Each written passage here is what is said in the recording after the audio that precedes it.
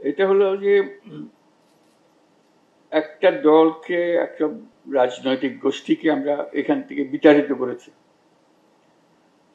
তারা কিন্তু তাতেই শেষ হয়ে যায়নি, সম্পূর্ণ সমাপ্ত মনে করে নাই। তারা দেশে এবং বিদেশে তারা অবস্থান করছে। তারা সুযোগ পেলেই একটা উস্কানিমূলক কিছু একটা করবে। কাজে সেটার থেকে আমরা কিভাবে এই উস্কানিটাকে চিহ্নিত করতে পারবো এবং উস্কানিতে সাড়া না দেওয়া, এইটার থেকে আমরা কিভাবে বাঁচবো, এইটাই আমাদের। আমরা সব দিকে ঠিক আছি, কিন্তু এই বাইরের থেকে আসতেছে, একটা ক্ষোভ সৃষ্টি করছে, আর একটা হলো যে উস্কানি সৃষ্টি করছে। উস্কানিটা এমন নিখুঁত ভাবে করে বোঝা যায় না যে এটা উস্কানি। কাজে এটার থেকে কি করব?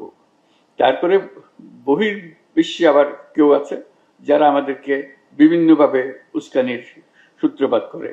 তাদের দেশে